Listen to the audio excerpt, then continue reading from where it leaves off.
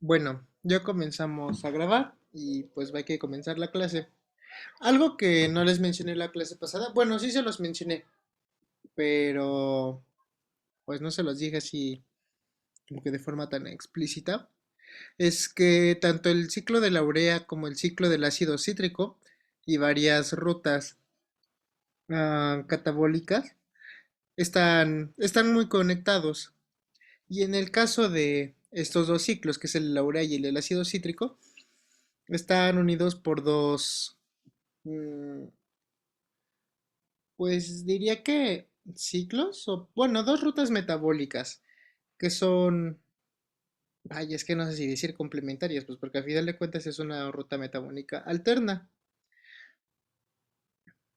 Y bueno, lo que hacen estas es metabolizar algunas cadenas laterales de los aminoácidos y lo llevan hasta el ciclo del ácido cítrico. Estas dos rutas metabólicas son esa de acá. Ay, perdón, es que estoy intentando acordarme de cómo se traduce. Que, bueno, es esta de aspartato arginosuccinato shunt of acetic acid cycle, que es, bueno, vaya.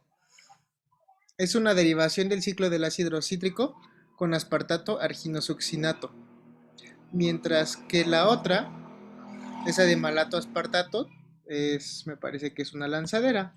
O sea que lo que hacen es moverlos sí, desde el citosol hacia las mitocondrias.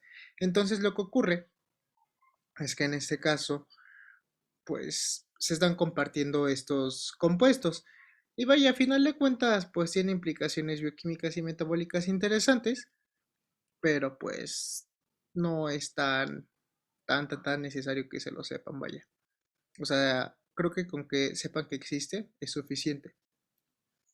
Y bueno, con eso cerramos este tema. Y tenemos que hablar ahora del metabolismo del amoníaco. Este tema es ligeramente diferente, pero sigue relacionado con el metabolismo del nitrógeno. ¿Y por qué? Porque si ustedes recordarán, gran parte bueno, no gran parte, sino que uno de los productos comunes del metabolismo del nitrógeno, pues es el amoníaco, ¿no? Lo veíamos en la lo veíamos en la, en la desaminación de los aminoácidos. Y bueno, ¿por qué es importante hablar acerca del metabolismo del amoníaco? Es porque el amoníaco es una molécula muy tóxica. Yo les comentaba en la clase pasada que como tal no podemos simplemente transportar así como así el amoníaco. Sí hay una parte del amoníaco que se excreta en la orina, pero no es la gran mayoría es urea. ¿Esto por qué? Porque la urea es un compuesto no tóxico que puede estar en grandes cantidades en la sangre, a diferencia del amoníaco. El amoníaco es tóxico y afecta al sistema nervioso central, además de que interfiere con la fosforilación oxidativa. Sin embargo, también es un producto que se produce mucho en el metabolismo del nitrógeno. Entonces, pues vaya, la gran parte del amoníaco que está presente en el cuerpo se elimina a través de la formación de la urea. Ahora, el amoníaco puede venir de distintas fuentes. Una de estas fuentes es la glutamina y van a decir, bueno, ¿y qué tiene que ver la glutamina acá, no? Pues bueno, la glutamina pues, se transforma a través de esta enzima que es la glutaminasa, transformándose en glutamato, liberando amoníaco. Esa es una de las fuentes más importantes del amoníaco porque está liberando continuamente este compuesto. Sin embargo, hay una ruta alterna que es bueno, no la ruta alterna, sino, es que no sé si decirles que es, bueno, la misma reacción, pero en dirección contraria, ay, perdón, que es cuando hay síntesis de glutamina a través del glutamato. Y bueno, ¿por qué tenemos esto, no? O sea, ¿por qué es importante? Una fuente muy importante de la glutamina en el plasma, o sea, de acá, proviene del catabolismo de los BCAA o aminoácidos de cadena ramificada. Estos aminoácidos, bueno, este catabolismo de estos aminoácidos ocurre en el músculo esquelético y, y vaya, es bastante importante porque gran parte bueno, no gran parte, sino que una parte de la energía que se requiere para el correcto funcionamiento de estos órganos, que son los músculos, viene de este metabolismo. Entonces la glutamina va a ser captada por las células intestinales y hepáticas y las renales. Ahora, en el hígado y en el riñón es donde se genera el amoníaco a través de esta enzima de acá. Y bueno, gran parte de este amoníaco se va a explotar como NH4+, que es que pues eso vaya. Sin embargo, en el hígado, el amoníaco, como ya vimos, se va pues a transformar hasta llegar a la urea y se va a excretar. Ahora, también hay glutaminasa intestinal que produce un poco de amoníaco. Y, y para que esto ocurra, los enterocitos deben obtener glutamina. Y esta ya viene de la sangre o a partir de la digestión de la proteína en la dieta. Ahora, otra fuente de amoníaco importante son las bacterias intestinales. Recuerdan que yo les había comentado la clase pasada que, que pues vaya, a final de cuentas la urea estaba presente en la sangre y esta podía llegar incluso hasta los intestinos. Sin embargo, en los intestinos las bacterias metabolizan la urea a amoníaco a través de a través de la enzima ureasa. Y bueno, esta es una fuente importante de amoníaco para los organismos. Ahora, ¿qué otras fuentes tenemos? Tenemos las aminas. Y cómo ocurre esto, pues es que las aminas obtenidas de la dieta van a transformarse por acción de la enzima monoaminooxidasa y también del metabolismo de las purinas y de las pirimidinas. En el catabolismo de estas, los grupos aminos se van a liberar en forma de amoníaco. Ahora, ¿debe transportarse el amoníaco a través de la circulación también? Pues porque tiene que salir, ¿no? Y este debe de ser eliminado porque es muy tóxico. Bueno, ese se transporta en gran medida por su metabolismo rápido en el hígado en forma de urea. Asimismo, el músculo libera el nitrógeno de los aminoácidos metabolizados en forma de glutamina y alanina, como lo vimos anteriormente. Entonces podemos entender de forma general este diagrama de acá, en el que el metabolismo de los aminoácidos, como lo podemos ver acá, produce amoníaco. También puede, también puede producirse amoníaco o aprovecharse el amoníaco para ser movilizado, perdón, a través de la glutamina. Y bueno, la gran mayoría del amoníaco se va a ir al ciclo de la urea para excretarse como urea. Otra parte va a ser transportado por la glutamina a través de la sangre. Y pues bueno, aquí va a regresar como glutamato y va a volver a regresar a la sangre en forma de amoníaco. Es un tanto complicado, pero es importante que ustedes entiendan que la síntesis de la glutamina como de la urea son importantes porque van a ser medios de transporte más que de otra cosa. Y es que no se debe dejar de considerar de que es un compuesto altamente tóxico. De hecho, si nos vamos como tal al metabolismo del nitrógeno, en cuestiones evolutivas vamos a encontrar esto. Y por eso les puse esta diapositiva que les pregunta, ¿solo urea? Y es que, y es que del metabolismo del nitrógeno, los animales tienen diferentes estrategias pues para realizar eso, para desintoxicarse de este compuesto. Ahora, el nitrógeno va a venir principalmente de las proteínas y de los ácidos nucleicos, como ya se los había comentado. Sin embargo, dependiendo del grupo animal, podemos identificar diferencias metabólicas. Por ejemplo, en los peces y animales acuáticos, es normal que el amoníaco se libere pues así tal cual. ¿Esto por qué? Como es un organismo que vive en agua, pues simplemente el amoníaco puede salir a través de la respiración por las branquias. Entonces, de este modo, ellos no tienen tanto el problema de la acumulación del amoníaco, que es altamente tóxico, y pues solo lo liberan así. A estos organismos se les conoce como amoniotélicos, y dentro de esos organismos pues encontramos a los peces. Ahora, otros organismos como los mamíferos, la gran parte de los anfibios, los tiburones y algunos peces óseos excretan urea. ¿Y por qué excretan urea y no amoníaco? Pues es sencillo, como estos organismos no están en un contacto tan cercano con el agua, pues almacenan los compuestos nitrogenados.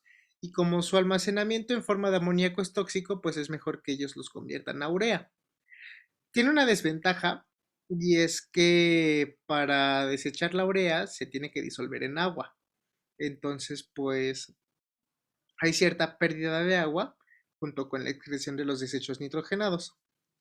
Ahora, eh, algunos reptiles, algunas aves, insectos y algunos caracoles terrestres, en lugar de producir urea, producen este compuesto que es el ácido úrico. El ácido úrico es una sustancia que cuando se excreta es pastosa y pues vaya, tiene un par de ventajas: el hecho de que no es necesaria tanta agua para su producción y para su excreción, también que excreta pues una gran cantidad de amoníaco. Sin embargo, tiene una desventaja, y es que su síntesis es complicada y requiere de demasiada energía. Entonces, a final de cuentas, aquí es, pues en cuestiones evolutivas es un, ¿qué pesa más, no? Si puedo apostar a este gasto de energía para producir ácido úrico, o de plano simplemente produzco amonio porque mi medio, porque en mi medio lo puedo liberar así como así, ¿no? Ahí no puedo pasar. Y bueno, eso es todo respecto a lo que, bueno, a metabolismo del amoníaco y del nitrógeno en general. No sé si les quedó alguna duda en esta parte. Sí, podrías repetir porque en el caso de los peces no pasó nada. O sea, Pues te digo, no es que no pase nada. Como tal, ponte en bueno, no sé si te puedas poner en el lugar de un pez, pero, o sea, los peces están la gran parte del tiempo en agua. Entonces ellos obtienen, bueno, realizan el intercambio de gaseoso a través de las branquias y todo eso. Y como están en un medio con un constante recambio de agua, pues ellos simplemente pueden producir amonio. Y como el amonio está muy concentrado bueno, muy concentrado en ellos respecto a cómo está concentrado en el agua, simplemente tiende a salir.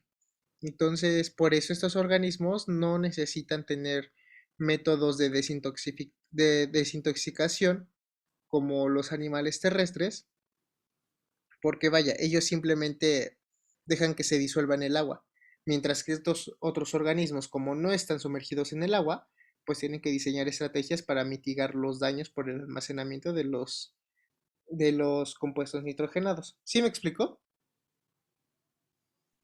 sí, sí. Y en el caso de los tiburones, porque ellos sí. Mm, no estaría seguro, la verdad. No estoy seguro porque los tiburones producen amoníaco.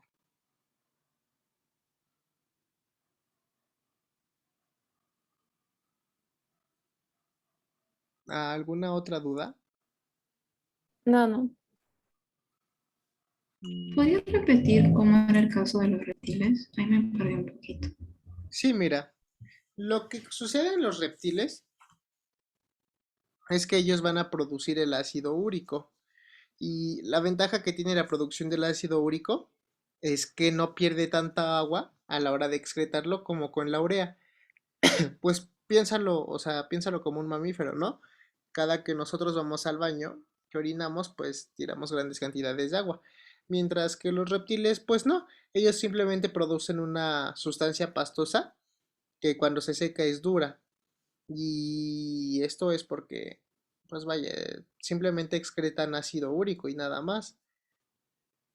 A final de cuentas tiene la ventaja de que ahorras agua, sí, pero también existe la desventaja de que se requiere demasiada energía para su síntesis metabólica. ¿Ok? Sí, sí, gracias. De nada. ¿Seguras que ya no quedaron dudas? Sí, sí.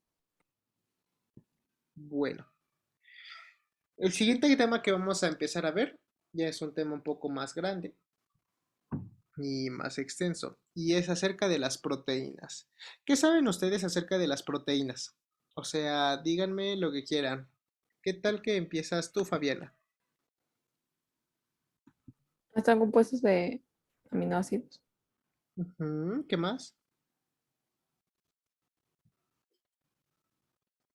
que, o sea, si los expones a una temperatura que no es tan adecuada, no sé, como que super, una temperaturas elevadas se pueden desnaturalizar.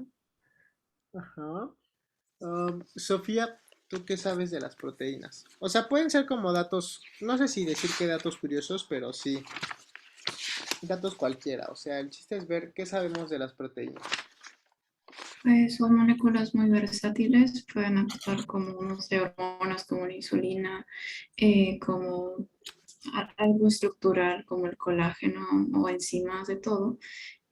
Pues como Fabiana mencionó, pues se forman en aminoácidos y estos siguen una, digamos, una estructura similar, o sea, el carbono alfa, el H, el COO y el grupo amino, y pues solo se difieren la cadena R y la cadena lateral.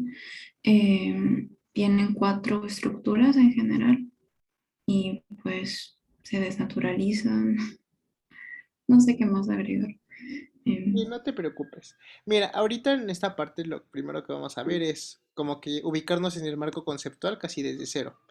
Y bueno, ¿de qué están hechas las proteínas? Pues las proteínas están hechas de los famosísimos aminoácidos, de esos que vimos cómo metabolizar en las clases pasadas. Bueno, creo que acá traigo que es un aminoácido. Ah, sí, están al revés. Bueno, ¿qué es un aminoácido? El aminoácido es una de las cuatro biomoléculas fundamentales. Esta se caracteriza principalmente por esto. Tiene un carbono alfa, que es el carbono que está aquí al centro, que es también el centro quiral. Tienen un grupo carboxilo y un grupo amino, un hidrógeno que se une al carbono, y una cadena lateral o un grupo R. En general bueno, no en general, todos los aminoácidos tienen la misma estructura, excepto uno, que es un aminoácido, y que ahorita les voy a decir cuál es. Ahora, R es comúnmente, o sea, esta cadena lateral, uno de 20 diferentes cadenas laterales. Y algo importante es que a un pH 7, que es cercano al pH fisiológico, ambos, el grupo amino y el grupo carboxilo, están ionizados. Esto quiere decir que a pesar de que la molécula por sí sola no tendría una carga neta, cada uno de estos tiene una carga parcial, en este caso negativa y en este caso positiva. Otra cosa de los aminoácidos que es importante saber es que también tienen isómeros. Y en este caso los isómeros más importantes son los isómeros ópticos. Ahora, como yo les comenté, el carbono alfa es el asimétrico, que permite tener dos imágenes estereoscópicas. Y tenemos entonces dos formas, que son la forma L y la forma D. Podemos decir que en la forma D tiene el grupo amino a la derecha y la forma L tiene el grupo amino a la left. Ya les había comentado. Ahora, un dato muy interesante es que las proteínas que constituyen el mundo vivo consisten exclusivamente de aminoácidos L. Ahora, esto no quiere decir que los aminoácidos D no son importantes, o sea, sí son importantes porque también pueden metabolizarse. En el caso del metabolismo de los aminoácidos, hay algunas enzimas que son capaces de metabolizar isómeros de aminoácidos y por tanto aprovechar la energía. Eso es bastante interesante porque entonces quiere decir que en caso de que nos encontremos con esos aminoácidos, pues simplemente se van a seguir quemando, pero no se van a ir a la construcción de proteínas. Ahora sí, hablando acerca de qué están hechas las proteínas, pues podemos clasificar a los aminoácidos de acuerdo a su cadena lateral. Y esto nos va a presentar de entrada estas cuatro familias diferentes de aminoácidos, que son los aminoácidos no polares, este, como en el caso de estos de acá, que son la alanina, glicina, valina, leucina, isoleucina, prolina, fenilalanina, metionina, triptófano y cisteína. ¿Por qué son no polares? Porque estos aminoácidos tienen cadenas alifáticas, ahorita se las voy a enseñar. De este lado tenemos los aminoácidos polares, que tienen la característica de que pueden tener una carga neta. Tenemos a los aminoácidos polares negativos, como el glutamato y el aspartato, a los positivos como la arginina, la lisina y la histidina, y a los polares que no tienen carga neta, que son la asparagina y glutamina, que ustedes se darán cuenta tienen nombres muy similares al aspartato y al glutamato, y es porque son muy similares estructuralmente. Asimismo tenemos la serina, la trionina y la tirosina. Las proteínas se componen de, pues de aminoácidos, vaya, que se unen a través de enlaces peptídicos. Podemos identificar dos partes importantes dentro de una proteína, que es el backbone de los polipéptidos, o también podemos conocerlos como ahí es que no sé si decirles que la columna vertebral, porque vaya, estamos de acuerdo en que no es una columna vertebral, pero pues cuestiones de terminología. Y las cadenas laterales. En la columna de las proteínas o de los polipéptidos vamos a encontrar esto, que son los grupos amino y carboxilo y los carbonos alfa alternados entre sí, mientras que en las cadenas laterales van a contener los grupos R de cada aminoácido. ¿Por qué tenemos que rescatar esto? Porque lo interesante de las proteínas son las cadenas laterales, o sea, como tú las puedes combinar como quieras, esto te va a dar una gran capacidad de hacer combinaciones diferentes. No era como, por ejemplo, como en los azúcares, que pues, o sea, la columna, por así decirlo, del polímero era el azúcar por sí mismo. Aquí lo que tenemos diferente son estos grupos que pueden interactuar entre sí o con otros grupos. Ahora, los aminoácidos se unen uno a otro mediante el enlace peptídico. Y esto es mediante un enlace amida que se llama enlace peptídico, vaya. Aquí podemos ver que el enlace peptídico ocurre entre dos aminoácidos con el grupo carboxilo de uno y el grupo amino de otro mediante una reacción de deshidratación.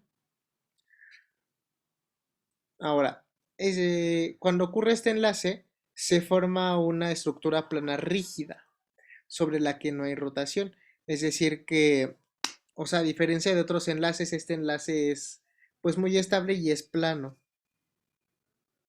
Y esto permite que pues las proteínas mantengan una disposición lineal, por así decirlo.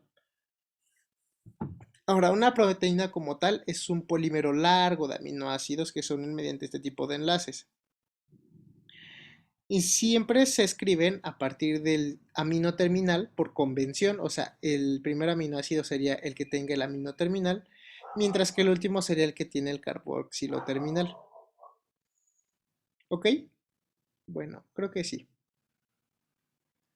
Bueno, ¿y cómo ocurre la clasificación de los aminoácidos? Como yo les había comentado, tenemos a los aminoácidos no polares que incluyen a estos de aquí. Y bueno, estos también se conocen como aminoácidos alifáticos, pero también bueno, eso también depende de cada autor y se los voy a mencionar aquí, porque según algunos autores, tanto la fenilalanina como el triptófano pueden estar en otra clasificación que son los aminoácidos con anillos de benceno, pues porque tienen un anillo de benceno en su estructura, pero pues también como el anillo de benceno es una cadena alifática no polar, pues podrían entrar en esta categoría de hidrofóbicos. Yo les, yo les había comentado que teníamos un aminoácido que no es un aminoácido. Y me van a decir, bueno, ¿y esto qué onda, no? ¿Qué onda con esto? pues este caso es la prolina. La prolina no es como tal un aminoácido, sino que es un iminoácido. ¿Qué lo hace diferente? Lo hace diferente esto de acá. Si ustedes se pueden dar cuenta, su cadena lateral está interactuando con el grupo amino mediante un enlace covalente, lo que hace que tenga propiedades diferentes. De hecho, hay una prueba bioquímica en específico que permite identificar este iminoácido y es diagnóstica para la secuenciación de algunas proteínas. Ahora, tenemos los aminoácidos polares, que en este caso son, pues vaya, tenemos estos dos, que son los polares sin carga neta, como son la serina, la treonina, cisteína, tirosina, asparagina y glutamina. En este caso, la tirosina, por algunos autores, también lo manejan como un aminoácido que tiene grupos, bueno, un anillo de benceno. Estos tienen la característica de que están unidos a grupos que son muy polares, pero que pues realmente no tienen una carga. Ahora, tanto la asparagina como la glutamina tienen esta característica interesante, que es un grupo amino unido en este extremo. A diferencia de sus bueno, no sé si decir que son sus contrapartes, pero del ácido aspartico y el glutámico, pues estos ya tienen una carga neta porque aquí el oxígeno está libre, mientras que acá no, acá está unido, bueno, acá ni siquiera hay oxígeno, aquí el carbono está unido directamente a una mina. Bien, tanto el ácido aspartico como el ácido glutámico, pues son los otros dos, bueno, son, perdón, tanto el aspartato como el glutamato son aminoácidos cargados eléctricamente de forma negativa, también conocidos como ácidos. Y pues vaya, su nombre lo dice, ¿no? Ácido glutámico o glutamato y ácido aspartico o aspartato. Ahora, tenemos a los aminoácidos que están eléctricamente cargados, pero están cargados de forma positiva, que son la lisina, la arginina y la histidina. Es importante que ustedes tengan presentes o que se sepan más o menos a qué, a qué grupo de los aminoácidos pertenece cada uno de estos, porque de este modo se pueden hacer identificaciones interesantes o algunas prácticas que sean relevantes para el estudio de las proteínas, ¿no? También esto nos permite conocer muchas cosas respecto a la proteína. ¿Y por qué? Ay, perdón, pues vaya, la respuesta es bastante obvia, porque dependiendo de la interacción que estos aminoácidos tengan, podemos identificar, bueno, sí lo podrían hacer, pero no creo que se los pidan para la Olimpiada, pero podrían identificar cuando una proteína está atravesando membranas. Bueno, ahora que lo pienso, eso sí es muy común. Generalmente las proteínas que atraviesan membranas son ricas en este tipo de aminoácidos no polares. Y entonces así ustedes pueden describir como que, mira, pues esta región tiene muchos aminoácidos alifáticos, entonces pues puede atravesar la membrana. O fíjate que este pedazo tiene muchos aminoácidos polares, o fíjate que este tiene un grupo cargado positivamente o negativamente, interactúa con tal molécula. Es parte de la riqueza de las proteínas. ¿Y por qué les insisto en hablar de la riqueza de las proteínas? Pues porque, vaya, hay algunos científicos que dicen que cuando estamos viendo la vida, realmente estamos viendo a las proteínas actuar. Y es que estas son las que llevan a cabo la gran mayoría, bueno, sí, la gran mayoría de las funciones biológicas. Por ejemplo, todo el metabolismo que vimos pues está mediado por proteínas. También las proteínas dan soporte estructural y funcional. También las proteínas son capaces de regular, son capaces de comenzar la traducción. O sea, vaya, funciones tienen muchísimas. Y es por esto que también en un principio se decía que era muy probable que las proteínas fueran la molécula de la herencia. ¿Por qué? Pues porque son muy variadas. Ahora, pues todo es risas y diversión, hablando acerca de los aminoácidos y todo, pero pues tenemos que tener en cuenta de que estas son moléculas. Y las moléculas tienen un arreglo tridimensional. Hay varias cosas que limitan el posible arreglo tridimensional de una proteína en un polipéptido y esto impide o limita el número de posibles arreglos tridimensionales que podría tener. El arreglo tridimensional de una proteína también se puede, se conoce como conformación. Ahora, ¿qué es lo que... Ay, es que esto se los debía haber dado un poquito antes. Bueno, es que están un poco al revés. Bueno, no están un poco al revés, están al revés. ¿Qué es lo que le dice una proteína? ¿Cómo te vas a acomodar? ¿Cuáles son las fuerzas que van a estar involucradas en esas interacciones? Pues bueno, son varias. Una de ellas son las atracciones electrostáticas. Por ejemplo, las atracciones electrostáticas se dan entre este tipo de grupos que están cargados, como el glutamato y la lisina. Déjenme ver si la lisina sí está cargada. Sí. Y pues bueno, aquí no hay como tal un enlace covalente, pero hay una atracción eléctrica. ¿Se acuerdan que hace, como ya varias clases yo les había comentado de esto? Que es como si tuviéramos dos imanes. Y esto permite, si pensamos a la proteína como una tira larga, larga, larga, o como si fuera un collar, pues que dos regiones que tal vez estén separadas por mucho espacio permanezcan cercanas. Además de las atracciones electrostáticas, las proteínas obtienen su conformación tridimensional por la presencia de puentes de hidrógeno o atracciones de Van der Waals.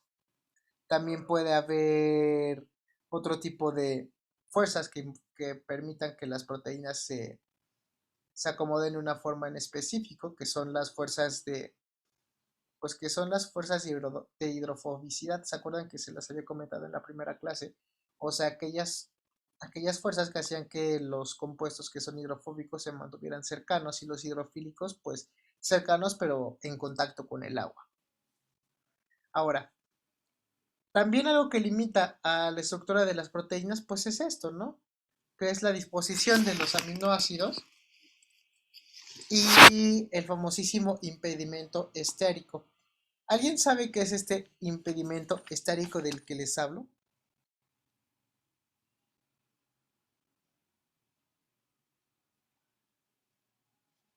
Hola.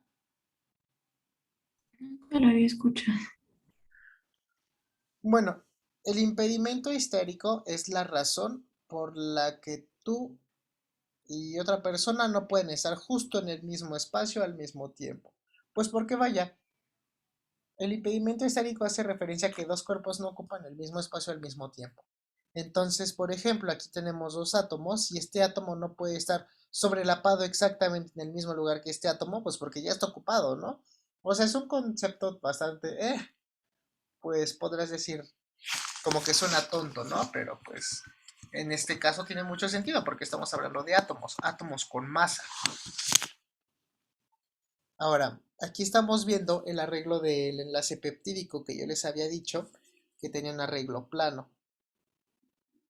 O sea, del enlace peptídico se produce un arreglo plano que tienen dos ángulos rotatorios, que en este caso se llama phi cuando ocurre del lado del amino terminal y se llama psi cuando ocurre del lado del carboxilo terminal. Ahora, hay diagramas que permiten identificar, mmm, me parece que son los pares de ángulos en una proteína.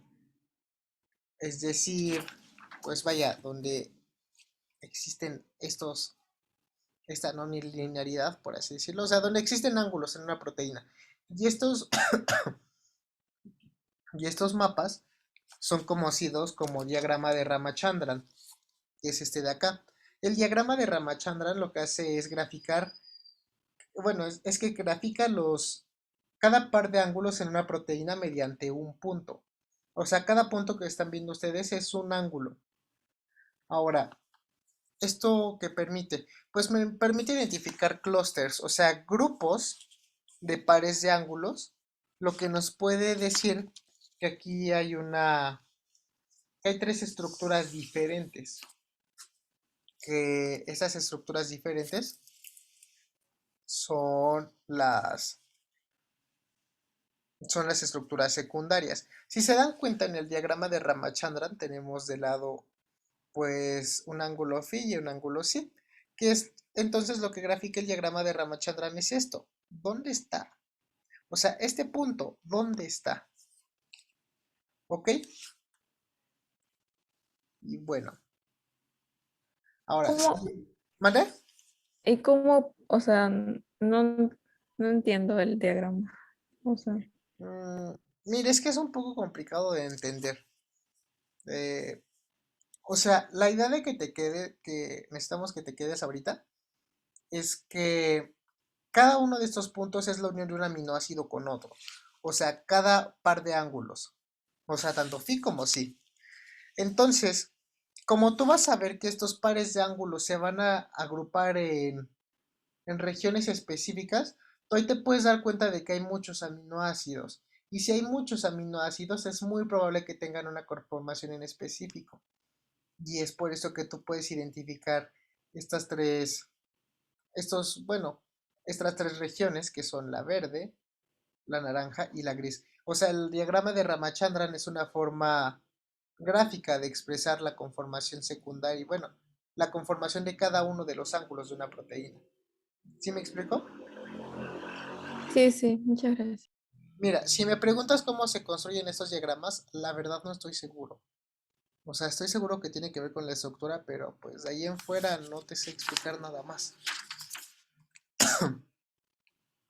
Ahora, regresando a esto, pues nosotros tenemos que los polipéptidos pues no están ahí volando por la vida en forma lineal. ¿Por qué no, no? O sea, una forma lineal para nosotros puede sonar muy lógica, pues porque estamos acostumbrados a pensar en secuencias como en el DNA, ¿no?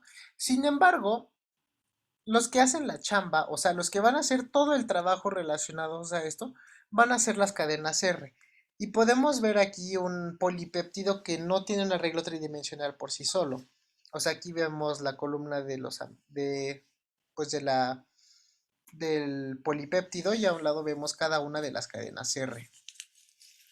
Vemos que de este lado tenemos cadenas R no polares, cadenas R polares. Y bueno, lo que ocurre es que, pues como estamos en un medio acuoso, todas estas fuerzas de las que ya les había hablado, que son las fuerzas de Van der Waals, las fuerzas de hidrofobicidad, las interacciones electrostáticas, los puentes de hidrógeno, shalala, shalala, van a interactuar, de modo que las proteínas adquieren una conformación. Esta conformación es la conformación plegada y es muy importante para las proteínas porque de esta conformación van a originarse todas las funciones que puedan tener. Mm, cosas importantes sobre la conformación. Pues la primera es que la conformación no va a estar ahí sí para siempre. Puede ocurrir que por cambios en el medio, o sea que por ejemplo estamos en un medio acuoso pero le cambias el pH, se modifiquen las interacciones electrostáticas y cambie ligeramente la estructura tridimensional. Estos cambios en la estructura tridimensional, como afectan directamente a la proteína, pues pueden afectar su función o simplemente de plano perder la estructura tridimensional que tienen cuando son funcionales. A esto es a lo que nosotros conocemos como la desnaturalización. Lo que ocurre cuando hay desnaturalización es que se pierden esos arreglos y vaya, pueden pasar varias cosas, ¿no? Una de las cosas que pueden pasar es que se restablezcan las condiciones originales en las que estaba la proteína. Por ejemplo, imaginen que esta proteína de acá lo que hicieron, o sea, ya la tenían purificada en un tubo y le agregaron mucha sal, ¿no? Entonces pasa a un estado desnaturalizado. Pero en el momento en el que tú quitas la sal, pues la proteína se puede reorganizar espontáneamente.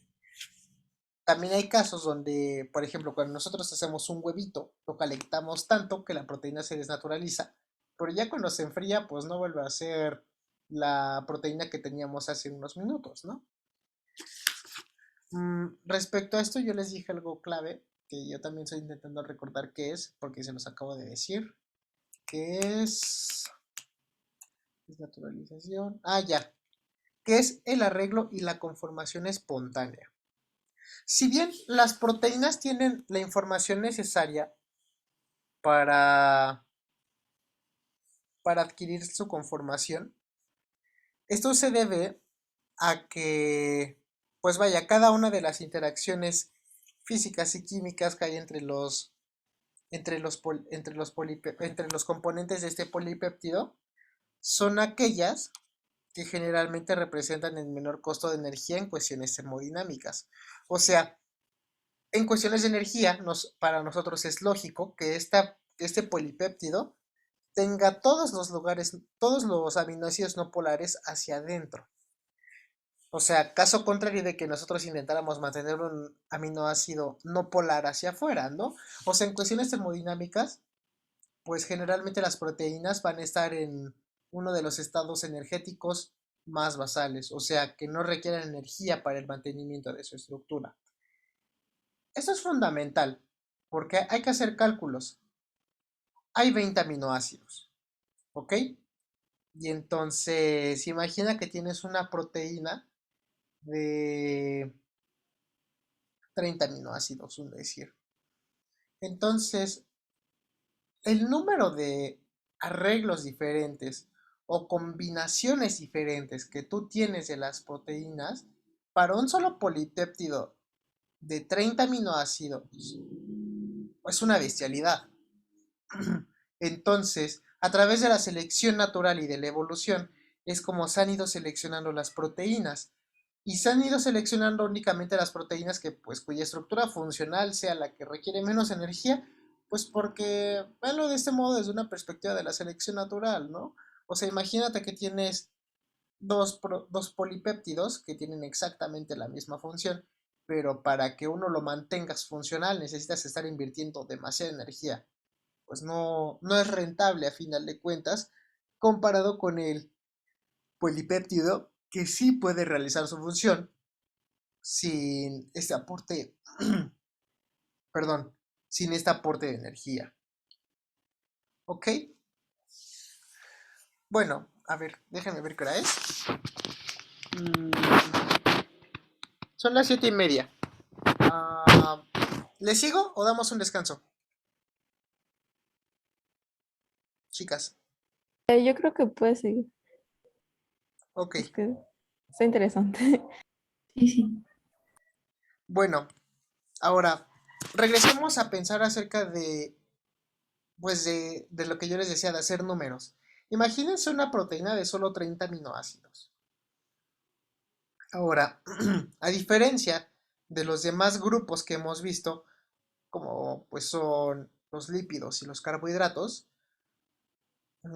las proteínas son moléculas gigantescas y no las vamos a poder representar como un hexagonito, como en los azúcares, o como una rayita en los lípidos. O sea, piensa cuántos átomos contiene cada aminoácido y multiplícalo por el número de aminoácidos que tienes en un polipéptido. Realmente son moléculas enormes, son bestiales.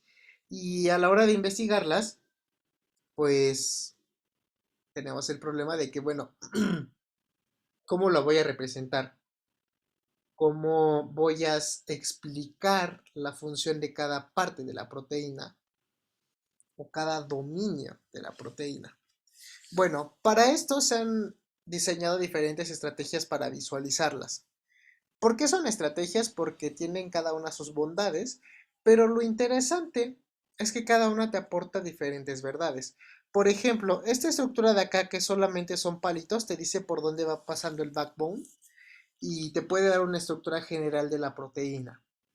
De este lado tenemos una representación de asas y listones, donde cada listón es una estructura secundaria de la proteína, mientras que cada asa es una estructura que no necesariamente tiene un arreglo de estructura secundaria.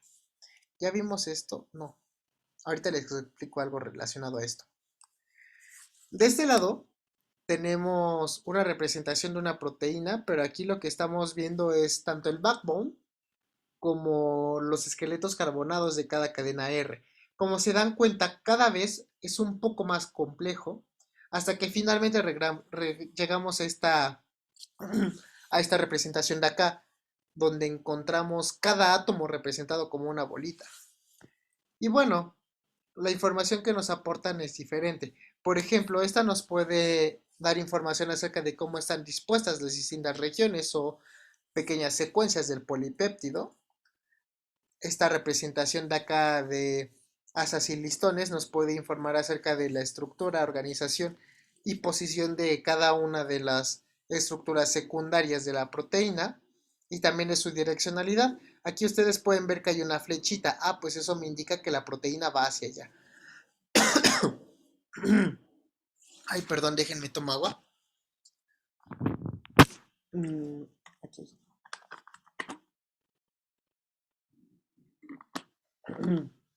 Ok.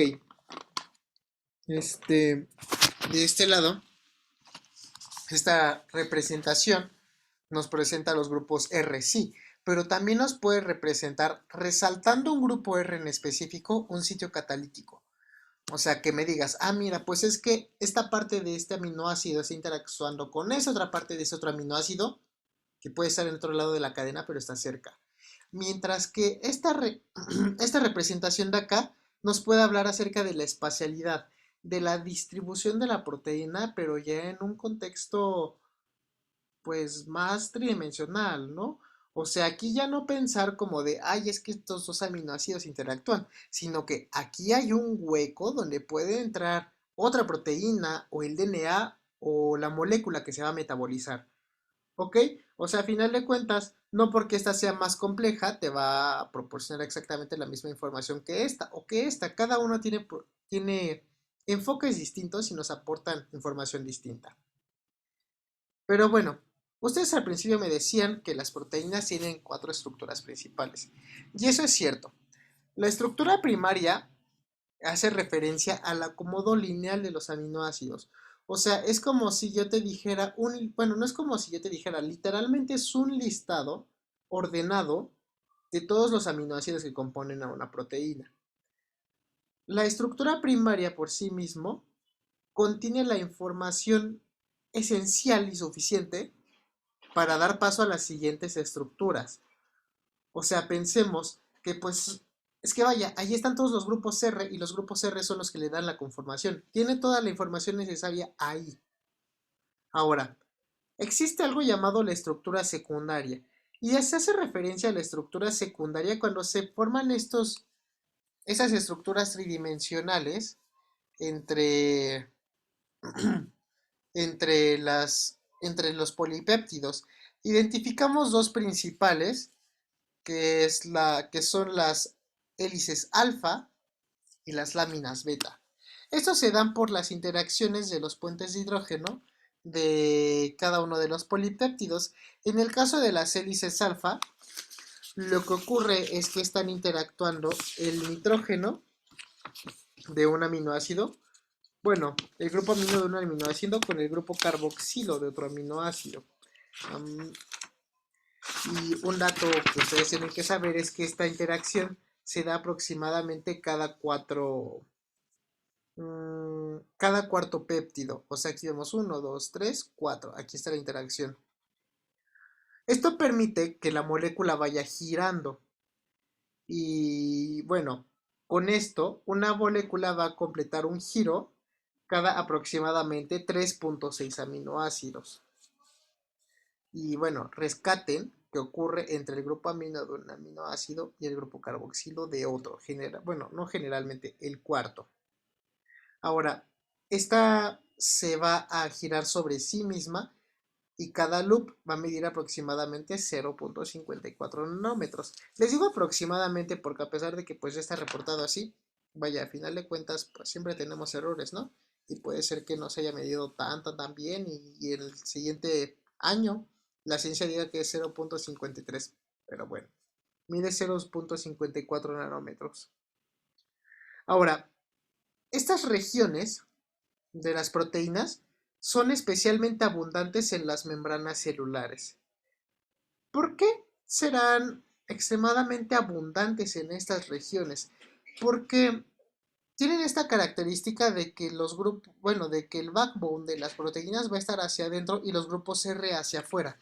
Entonces, si nosotros tenemos un polipéptido cuyos grupos R en su mayoría sean grupos alifáticos y que adopta esta conformación, pues es fácil que atraviese la membrana y permanezca embebida. O sea, aquí las interacciones hidrofóbicas pues van a favorecer que los grupos R estén interactuando con la membrana, mientras que el backbone, que es altamente hidrofílico, pues está interactuando consigo mismo hacia adentro. Recuerden esto porque generalmente lo llegan a preguntar en los exámenes. A ver, así mismo. Bueno, no así mismo. Por otro lado, tenemos a las láminas beta. Las láminas beta ocurren por la interacción lateral de, de, de los aminoácidos. Igual ocurren por el puente por la formación de puentes de hidrógeno entre grupos amino y el grupo carboxilo de otro aminoácido. Tienen esta forma de láminas porque tienen esta disposición planar. Este tipo de estructuras son especialmente importantes en proteínas estructurales. Y, por ejemplo, me parece que en la proteína del gusano de la seda, del gusano de seda, encontramos grandes regiones con este tipo de estructuras. ¿Por qué? Porque forman una estructura muy rígida que se mantiene unida por los puentes de hidrógeno. Esta estructura tan rígida pues ofrece propiedades mecánicas interesantes que serían fundamentales para una proteína pues, que está relacionada con esfuerzos mecánicos o con mantener la integridad estructural de algún organismo o de alguna estructura. Muchos centros de muchas proteínas contienen muchas regiones de láminas beta plegadas. Ahora,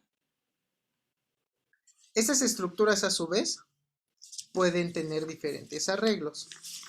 Puede ocurrir que las láminas beta estén corriendo de forma antiparalela, es decir, que una lámina beta vaya hacia allá y la otra hacia acá y la otra hacia acá.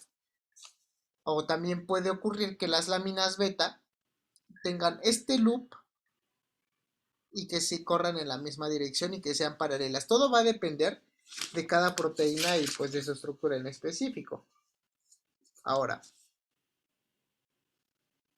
yo les había mencionado que ahorita que viéramos esto, les iba a mencionar qué onda con esto. Pues estas son asas, pero hay que tener en cuenta que también hay regiones de las proteínas que se conocen como regiones intrínsecamente desordenadas. Van a decir, bueno, ¿esto qué quiere decir, no? Pues que no van a adoptar una estructura estable. O sea, a diferencia de esto que son las láminas plegadas o las alfa hélices, las proteínas con regiones intrínsecamente desordenadas no van a presentar una conformación constante. Es decir, que puede que los aminoácidos de repente estén así, bueno, o sea, no les puedo dibujar eso. Pues sí puedo, jeje. O sea, pueda que en lugar de tener una región así súper ordenada como en esta de acá, es un intento de hacer esto parecido. O sea, que tengamos que de repente están así, y otro día están así, y al siguiente vez están así, y de repente están así. O sea, no tienen un patrón específico de arreglo. Y esto es súper importante porque, vaya, durante mucho tiempo se creía que las proteínas debían adquirir una forma en específico, y pues no. O sea, la verdad es que no. Ahora, asimismo, como existen estas disposiciones en las láminas beta, en las alfa hélices también hay otra disposición que se conocen como coil, que es cuando las hélices se van a enrollar una alrededor de otra hélice para, bueno, en este caso es para minimizar la exposición de aminoácidos hidrofóbicos de las cadenas laterales a un ambiente acuoso. Como se pueden dar cuenta, pues vaya, lo que va a hacer es como que enredarse aún más. Y esto es súper importante para algunas proteínas que tienen, bueno, que tienen la necesidad de mantener esta estructura. Pues sí, creo que ya sobre esto no tengo un poco más que decir. Bueno, el tercer nivel estructural de las proteínas, que es la estructura terciaria, voy a regresar a esta imagen de acá, nos, ay, perdón, bueno, me voy a quedar con esta. nos habla de la disposición tridimensional general de la proteína. O sea, a diferencia de lo que nosotros veíamos en la estructura secundaria, que eran láminas, o sea, que eran regiones helicoidales o en forma de lámina, la estructura terciaria nos va a decir cómo se arreglan entre sí cada una de estas partes del polipéptido. Por ejemplo, aquí podemos ver que estas láminas beta tienen esta dirección hacia acá respecto a esta otra de acá. Ahora, dentro de las proteínas encontramos grupos. O bueno, no grupos, creo que puede ser mejor dicho como unidades. Cada una de estas unidades es un dominio, que es una subestructura producida por una parte contigua de una cadena de polipéptidos, que se puede doblar de forma independiente del resto de la proteína en una estructura estable y compacta. Por ejemplo, esta de acá tenemos el dominio SH3 de una proteína. Pues vaya, es una subestructura producida, pero sigue siendo una parte contigua del polipéptido, que se, que se arregla de forma diferente a los demás, de forma independiente a los demás. Ahora, generalmente un dominio contiene entre 40 y 350 aminoácidos y es la unidad modular a partir de la cual las proteínas grandes están construidas. O sea, estos son los módulos de los que están hechos las proteínas. Y pues se ha identificado que cada dominio puede tener estructuras y funciones diferentes. Esto es súper importante porque entonces tenemos dominios conservados. ¿Qué es un dominio conservado? Una subunidad estructural de la proteína que se ha identificado que se repiten muchas proteínas, que tienen una función específica y unas características espaciales o químicas en específico. Y bueno, esto de los dominios es bastante interesante porque nos permitiría clasificar a las proteínas. Vamos a volver a eso, a ver si. Ok. Finalmente, la cuarta estructura de las proteínas es la famosísima estructura cuaternaria. Creo que este caso de acá no es un ejemplo, pues bueno, de la estructura cuaternaria. ¿Por qué no es un buen ejemplo? Pues porque esta es este es un solo polipéptido. La estructura cuaternaria de las proteínas, pues ya nos habla acerca del arreglo que tienen entre sí las diversas estructuras terciarias de una proteína. Ay, ¿qué me dijiste? Pues cuando una proteína, o sea, una proteína generalmente puede estar compuesta de un polipéptido, sí, pero proteínas grandes y modulares pueden estar constituidas por varias subunidades, por varios polipéptidos. Estas subunidades van a adquirir un arreglo funcional estricto y su disposición es lo que se conoce en ciencia como estructura cuaternaria. Por ejemplo, a ver, déjenme, voy a poner, bueno, voy a dejar de compartir tantito para ponerles una imagen que es la, ay, ¿cómo se llama? Hemoglobina.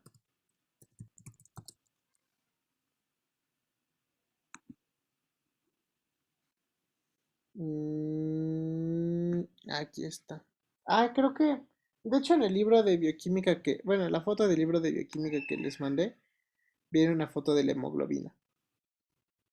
A ver, voy a compartir pantalla de nuevo.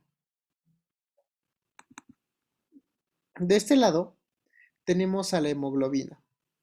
Ustedes pueden ver esta representación de la hemoglobina en una representación de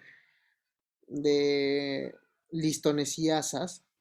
Y vemos esto. Hay colores diferentes de listones y asas. Bueno, pues esto es porque cada una de estas subunidades de la hemoglobina son polipéptidos diferentes. Es decir, la hemoglobina por sí sola no es producto de un solo producto génico, vaya, sino que son varios que interactúan entre sí. Y esto es importante porque realmente es raro que una proteína, bueno, por lo menos en el caso de los eucariontes, es raro que una proteína, solo un polipéptido haga todo. Generalmente son varios polipéptidos que están interactuando. Esto trae varias consecuencias, ¿no?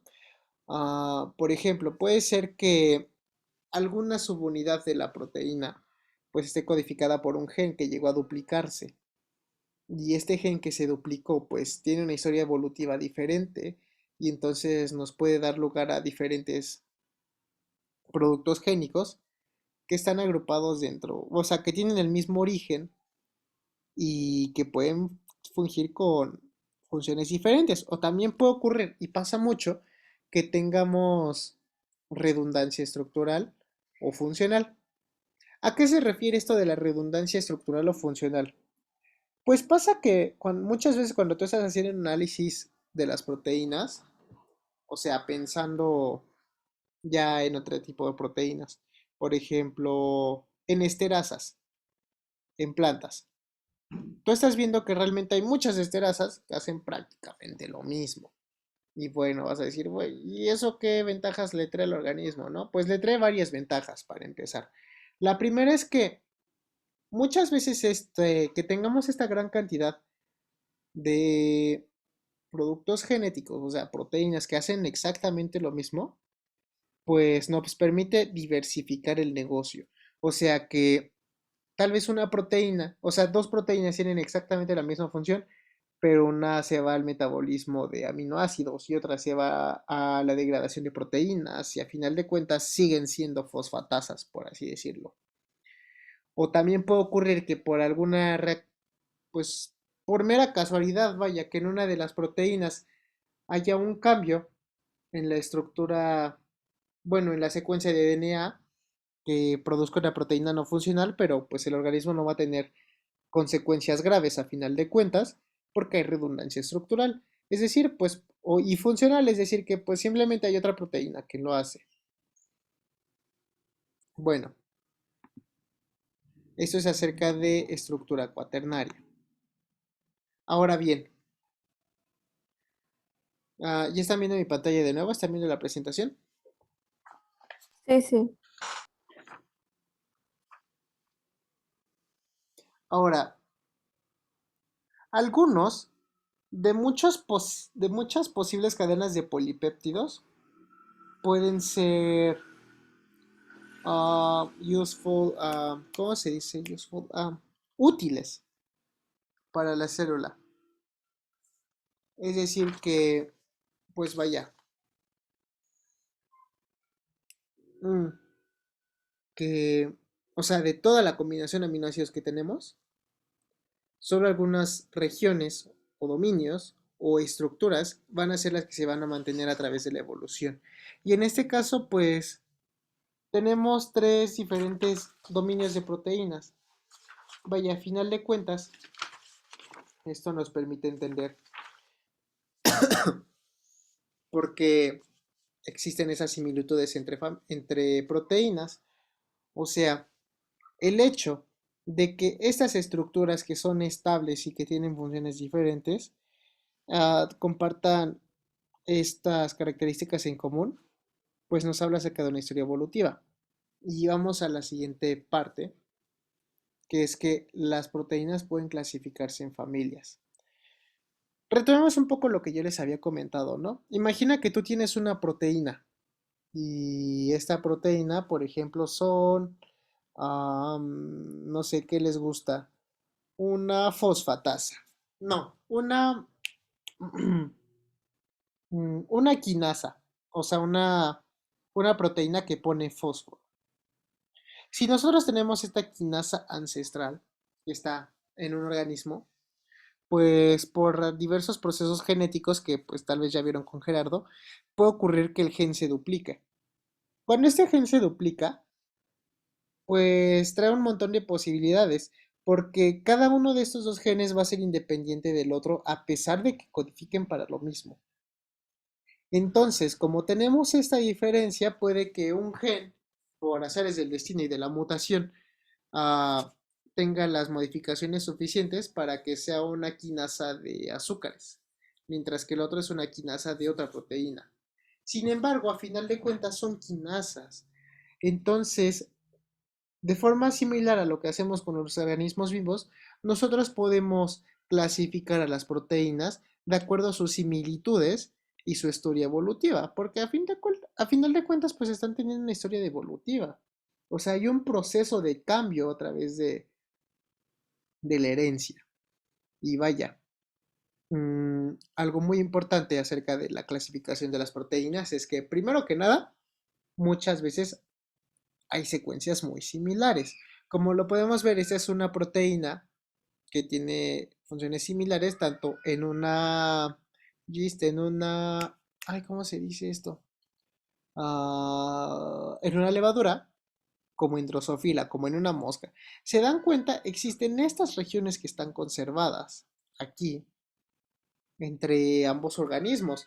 Son proteínas que están relacionadas, que están conservadas y que entonces podrían conservarse entre la misma familia. Es muy probable o casi seguro que tengan exactamente la misma función.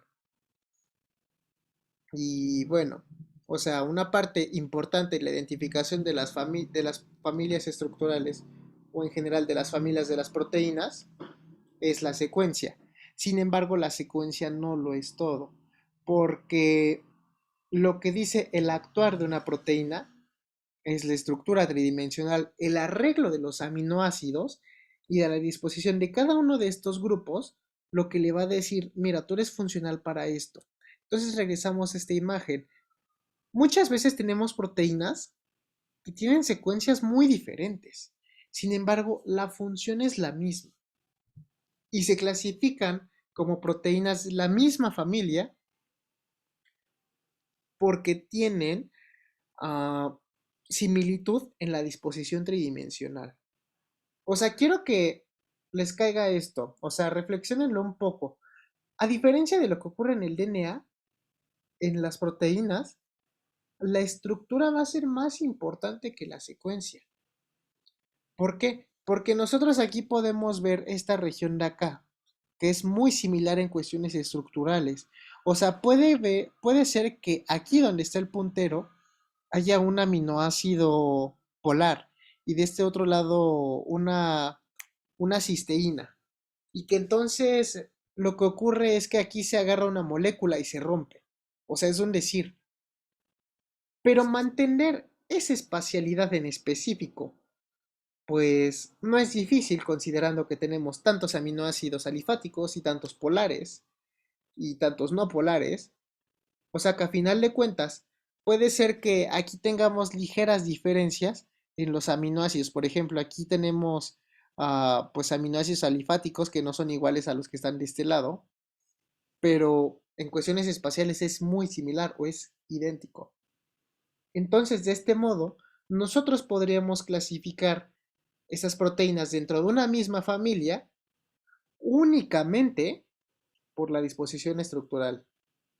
¿Ok? Bueno, ah, ¿tienen alguna duda? ¿Comentario? ¿Sugerencia? ¿Reclamo? ¿Algo no les quedó claro?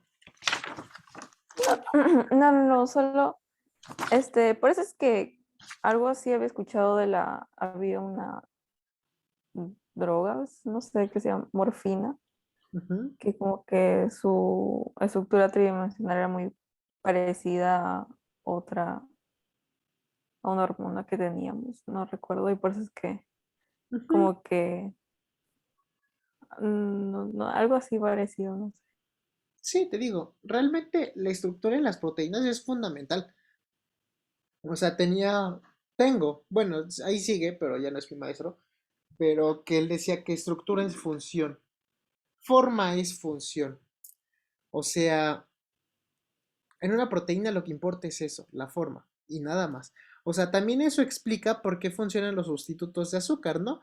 Ustedes piensen en un sustituto de azúcar, pues estos sustitutos de azúcar lo que tienen es una conformación muy similar al azúcar, pero vaya, la magia no está ahí, sino está en las proteínas, porque los receptores de la lengua pueden acoplarse a estos sustitutos de azúcar y decir, ay, mira, estamos consumiendo azúcar, ¿no? Porque se parece, porque pues las proteínas no tienen ojos. Sin embargo, a niveles metabólicos, cuando se intentan metabolizar, pues tienen una estructura similar, sí, pero, oye, es que no tienen el mismo arreglo. Y yo, proteína, metabolizo glucosa, no el sustituto.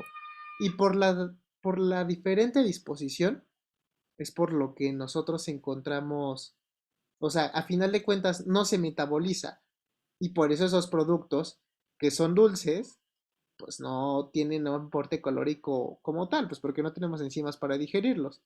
O sea, realmente lo chido de las proteínas, o sea, lo padre, lo bonito es esto, la diversidad estructural. ¿Algún otro comentario o duda? Sí tenía una duda que, o sea, lo mencionaste, pero no lo capté. En la estructura terciaria, cuando mencionaste que existen dominios, ¿mencionaste un número exacto o un valor, un rango de aminoácidos que se podrían encontrar en un dominio? ¿Te acuerdas cuál era? Ah, sí, aquí lo No tengo. la apunté. Mira, no es necesario que te lo sepas, porque, vaya, a final de cuentas los dominios hacen lo que quieren y pueden cambiar. Y realmente es un intervalo muy largo, de 40 a 350 aminoácidos. O sea, Ah, pero ya. la única regla en biología es que siempre hay excepciones a la regla. Así que tampoco te cases con esa cifra. ¿Ok? Ya. Gracias. Sí, sí. ¿Alguna otra duda? ¿Comentario? No sé, curiosidad. Cualquier cosa es buena. ¿Cómo era el término exacto? ¿Anfóteros? Siempre me confundo con el de, o sea, de las proteínas, Te cuento de un que secreto. eran básicos y ácidos a la vez. Ah, ¿te ¿Anticos? refieres a esto? ¿A esto de aquí? ¿De que tienen una carga positiva y negativa al mismo tiempo? Ajá, Ah, sí, justo como lo dijiste. muchas gracias. Ay, pensé que me estabas preguntando acerca de los isómeros ópticos. Te iba a decir, ay, no me acuerdo. Pero qué bueno.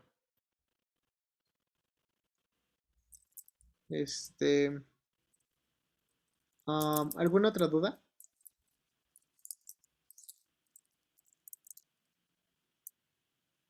Ah, ¿No? sí, mencionaste de que se menciona primero el N terminal y luego el carbono terminal, Ujú. solo porque, o sea, es por convención, pero entiendo también que es porque están tomando al isómero L, ¿verdad?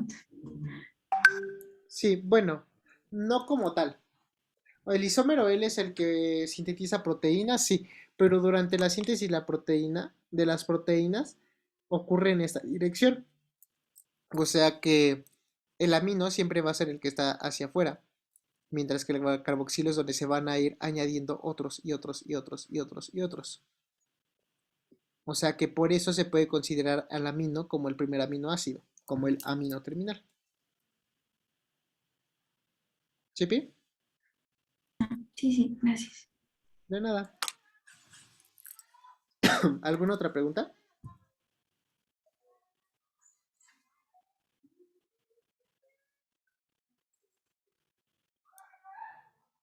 chicas? No, no, creo que, sí, tengo una duda. Ujú. En lo de en la estructura secundaria, o sea, la forma beta, este, ¿cómo? No entendí eso de que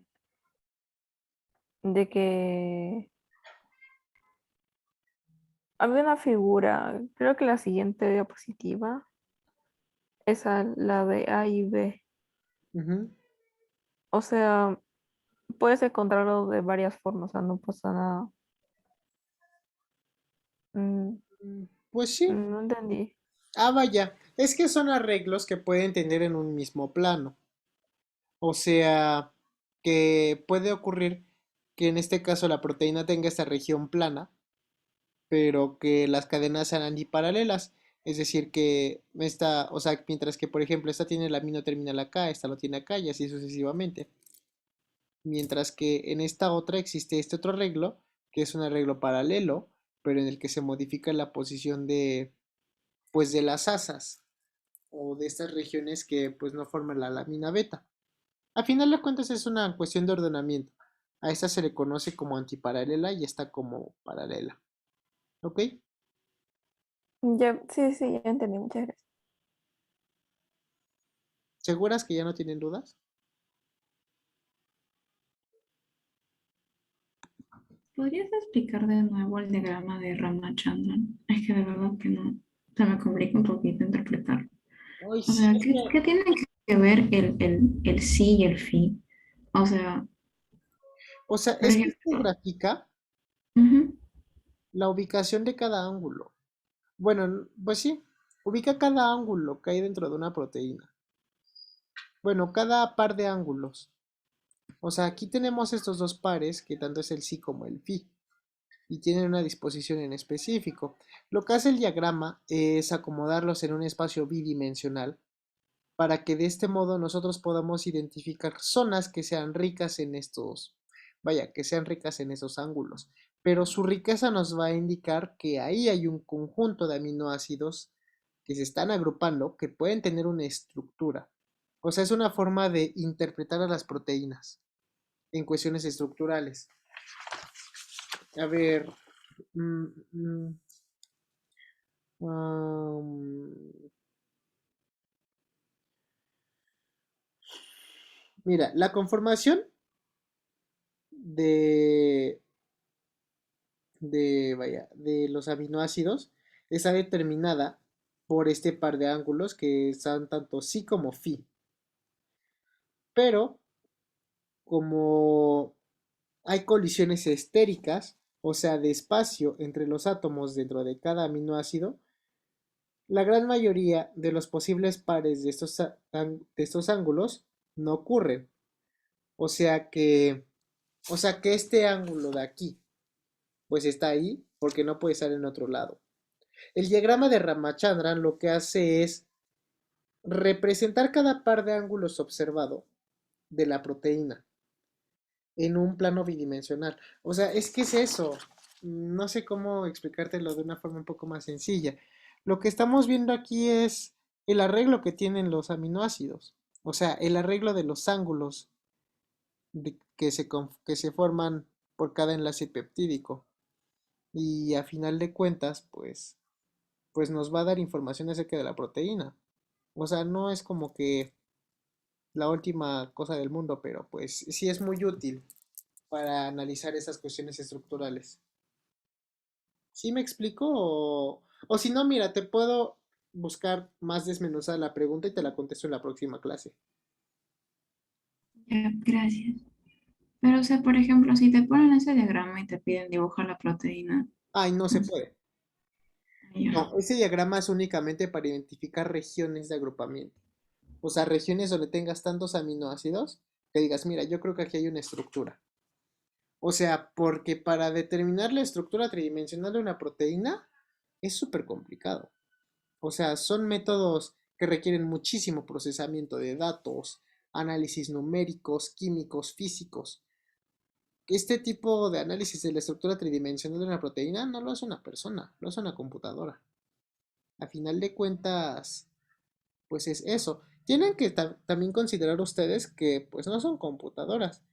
Y gran parte de lo que se ve en este tipo, bueno, en la biología molecular, pues son cosas que tienen muchos datos y es imposible para un humano pues procesarlos. O imagínense procesar todos, absolutamente todos los nucleótidos del DNA humano, pues es imposible. Es por eso también que las ciencias ómicas tienen su auge cuando se desarrolló lo suficiente la computación para manejar ese número de datos. El diagrama de Ramachandran surge en una época donde no era tan posible hacer este análisis, pero pues es una forma inteligente de saber que hay estructuras, que hay dominios O sea, ok, regiones. Y fue uno de los primeros acercamientos a el estudio estructural de las proteínas. ¿Sí, Pi? Sí, sí. ¿Y alguna otra duda? O Solo para quedarlo claro nomás, porque ya lo tengo, pero por si acaso, lo del impedimento alostérico me parece, histérico. estérico, tiene que ver con lo que son los enlaces, ¿no? O sea, no enlaces, Mm, o sea, Pues, el espacio, ¿no? pues sí, piénsalo en el El espacio. O enlace. sea, acuérdate que la materia, dos cuerpos de materia no pueden estar ocupando el mismo espacio al mismo tiempo. Y ya. De eso te habla el impedimento estérico. Es la razón Ya, por la que no te puedes sentar en una silla donde alguien ya está sentado. ¿Sí, Pi? ya, sí, sí, sí, muchas gracias. Pues bueno, chicas, pues ya es hora. Ah, lo podemos dejar hasta aquí. De todos modos, ya teníamos que ver todo lo que teníamos que ver hoy. Bueno, pues les subo la clase y nos vemos la próxima semana. ¿Sale, vale? Sí, sí, Sí, sí, gracias. De nada, gracias, muchas gracias. Hasta el próximo sábado. nos vemos.